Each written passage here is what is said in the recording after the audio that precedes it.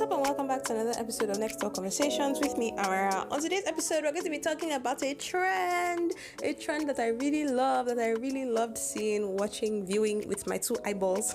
Guys, it's the first in my Bloodline trend. It really made me happy while it lasted before it was co-opted by certain women, guys, certain groups of women. We're going to be discussing that on today's episode. Hi, if you're new here, my name is Amara, and this is Next Door Conversations, my podcast where I talk about trending news, viral content what's happening on social media and in the world at large. If you like what you're listening to, make sure that you're following the podcast, bring the notification bell so every time I drop an episode, you get a notification. And also don't forget to share this with a friend, because I'm sure there's someone in your circle of friends that's interested in topics as these. And before I do that, make sure that you rate the podcast. This is a 5-star podcast, so please give me 5 stars. And without too much yapping, let's get straight into the episode. So, guys, on social media, as I often am this season that I am unemployed, guys, I was scrolling as per usual on X, and I saw this tweet first in my Bloodline tweet. I was really captivated by the tweet. It was from an Indian account. The tweet said, "First in my Bloodline to travel without a husband," and it got a whole bunch of impressions. I think it had like over 200,000 likes, if they are still called likes right now, or favorites, I don't know. It got a lot of impressions. So many people were in the quoting their own first in their Bloodline thingy. As a woman, we're doing a lot of first as women in this generation. Like, I can say boldly that I'm probably the first in my Bloodline to actually have a higher degree, what you will call a professional degree, even though yes, my mom does have a degree. Women of our generation are doing many firsts. There are a lot of us that were the first in our Bloodline to not get married, or the first in our Bloodline to not have to depend on a man, or the first in our Bloodline not to travel. And so many people were in the quotes talking about this. It just sort of snowballed into women sharing stories of them breaking generational curses, such as being the first in the Bloodline to get a law degree, to get a medical degree, to become a newscaster, to become a data analyst, to have their own home, to be childless, to not want to get married, first to settle abroad. And this wasn't just like Indian women, because if you remember, it was an Indian woman that started this trend. It was women of every shade and every creed and every religion and every color and every culture. It was like an international trend. It really crossed borders. Let me tell you, it's very reminiscent of some viral trends that happened in the past, like that the one other Ali looks yes, wow, look at the degree on that girl, and then people will be posting them during graduation day. I really like that one too. So it's very similar to that one in that sense, and I just loved it because it just shows that women can actually live a fulfilling life without adhering to what society has said that we should aspire to.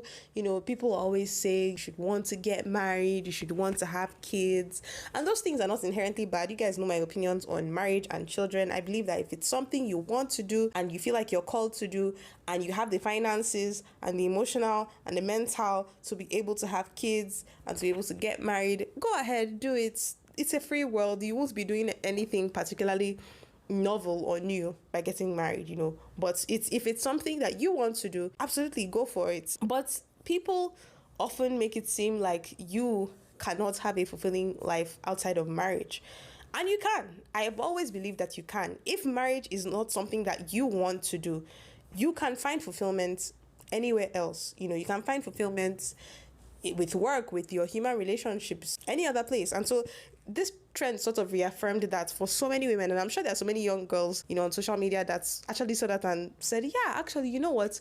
I can actually live a fulfilling life, because, you can look at all these women that chased their dreams, that achieved all these things, and they didn't listen to the people that told them no. And that's something that I wish I saw a lot more of growing up. I feel like I wouldn't have been so male-centered when I was a teenager if I actually saw a lot of young women and young girls. I was raised on Disney, guys. I was raised on Disney. Literally all the Disney shows, the main plot of the Disney shows is just like, oh, girl meets boy, boy likes a girl, they start dating, then they get into problems, and then they grow up and they finish school. That's literally the summary of so many Disney shows, which is a very bad, horrible representation for young girls to follow. But anyway, yeah, I wish we had a lot more of this when I was growing up. Another thing that it highlighted for me is that it highlighted all the things women have not been able to do that they can now do. I mean, If you looked at that thread, you would be so surprised. There are so many professions that you would not think. Things like marine biology, going on a rig, so many creative endeavors, so many things. Women are bosses, actually. We have come a long way from being secretaries and stay-at-home moms. We are really involved in the workforce. You hear a lot of rhetoric now, especially from the red pill and from conservative spaces, people talking about how women are not contributing to society, that we're sort of lazy, we don't deserve to have a say or a right to vote, when in actuality right now women are contributing probably more than men. I don't have any data to back that up, but I will say from that tweet, women are contributing in every sector, guy. Not just the places where you think we ordinarily would be. Women are contributing in engineering. Women are contributing in healthcare. Women are contributing in tech, in science, in research, in so many things. So very heartwarming to see that. It was very heartwarming to see that. Well, you know how it is now. All good trends must come to an end, I guess, or must be co-opted. One particular woman, is a Nigerian woman. One particular Nigerian woman. This one, I did remember her handle at Nkebet Okon. Oh God, I'm sorry if I butchered your name. Nkebet Okon. She posted that she was the first in her bloodline to marry. Oh God, to marry a man from the north. Sister Nkebet, I understand where you're coming from. As a Nigerian, this is like a house issue. Do you get? I understand what you're saying in that you're a woman from the south. Usually women from the south, we are told growing up that there are specific areas that you can marry from in the country, and there are specific areas that if you're near there, you can forget about coming back home. You can forget about bringing your children home to the village for Christmas. I understand. I got the talk growing up, even though, it wasn't very explicit, but it was definitely implied that if I bring a Hausa man or a Fulani man or anybody north of Kogi, from Kogi up, Kogi is included in that up.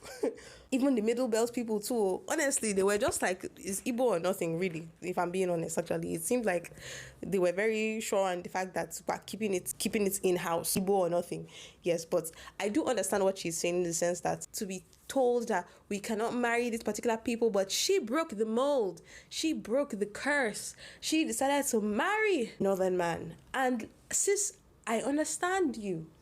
But at the same time, this is not the trend for that. It's like her own trend is a different trend than the trend that is going on. The trend that's going about is like women empowerment, women liberation, women doing things that, we have not been. There is no time in history where women have not been allowed to get married. Fine. There is a time in your village, in your family, where it wasn't allowed for you to marry a man of a different tribe. But generally, women have always been allowed to get married. Women have even been forced to get married when they don't want to get married. And so it's just a bad timing. And it's unfortunate because people on Twitter are not as kind as me, and they are not very understanding. This woman, oh my goodness, her mentions were destroyed. People from all over the world were in the quotes talking about, women, they are spoiling this thing. Nigerian women are so marriage obsessed, were male centered, it was a whole lot of melodrama, which I found was really not necessary. But unfortunately, the melodrama emboldened people who were of the pick-me variant, even though I have used pick-me very ironically. Pick-me's do actually exist. So lots of pick-me's jumped on the bandwagon and they were like, first in my bloodline to marry, wedding gowns, wedding pictures, wedding photos everywhere. There was a whole debate about feminism and choice feminism and so, and that is not what this episode is for. If you want to have a debate on choice feminism, you can go ahead and check on YouTube and watch a video on that. But my thoughts in general on this is that I understand the outrage because it's a feminist trend. And I understand feminists feeling like their spaces are constantly being invaded by people who are intentionally choosing to be a part of the patriarchy or engage with institutions that are associated with patriarchy, like organized religion, which I will understand because I am a Christian and I am also I always struggle to accept the word feminist because when I accept the word feminist now, I have to add an asterisk and explain myself. And I hate that, which is why I say I'm a centrist.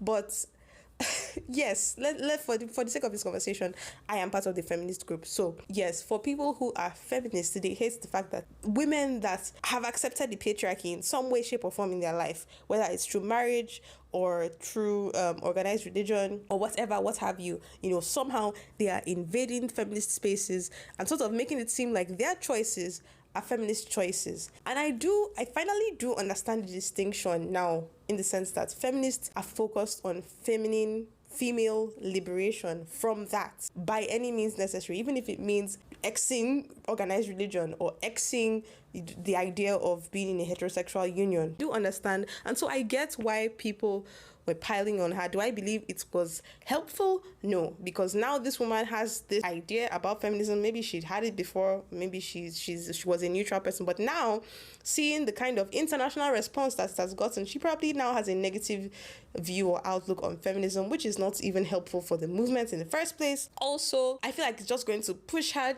right there into the hands of the pick-me's, which is also a bad thing. So generally, I know I have a lot of critiques for the feminists. I often do on this podcast. In fact, I spend a lot more time talking about the feminists than I would like to. But really, the behavior online, it could be a little less antagonistic. It could be a little bit more curious. We don't have to start casting aspersions or insults or making people, women in particular, because I don't know why, but somehow it's always the women that are getting the punches. Like, maybe we could be kinder to women, feminists. Maybe we could be kinder, and maybe we could explain our stance lovingly, explain why this is wrong in a loving way, without trying to make it seem like the person, I don't know what I'm trying to say, but you get what I'm trying to say. Yeah, anyway, that's it. I'm done with this topic, please, guys. You guys let me know your thoughts on social media, as always, at Amara next door, at nextdoorpod_. Let me know what you think about this trend that was co-opted by the pick-me's, and I will see you in the next episode. Bye.